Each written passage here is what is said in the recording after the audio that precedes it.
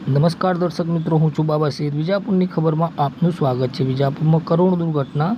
વિજાપુર ભાવસોર પાટિયા નજીક આવેલ શ્રીજી હાઇટ્સ ફ્લેટમાં ચોથા માળેથી નીચે જમીન પર પડવાથી એક મહિલાનું દુઃખદ અવસાન.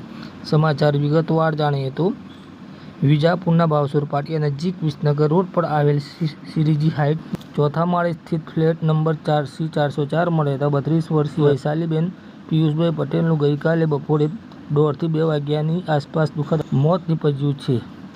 કહી શકાય કે વૈશાલીબેન જેમના નાના બાળકોને જીવનનો આધાર હતા, રવિવારના દિવસે તેમના સાસુ સસરા સાથે શ્રીજી ફ્લેટ ખાતે હતા.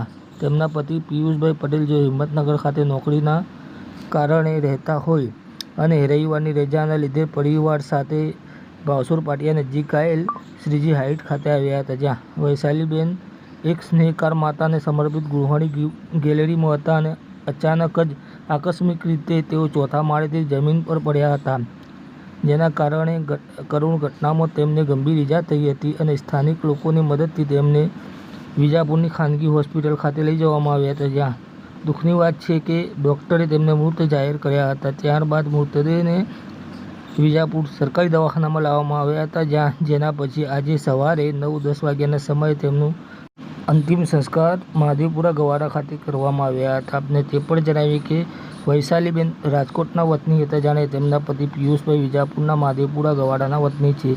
આ દંપતીને 5.5 વર્ષની દીકરી છે તથા તેનાથી નાની 10 મહિનાની દીકરી છે, જેઓ હવે માતાના સ્નેહથી વંચિત રહી ગયા છે.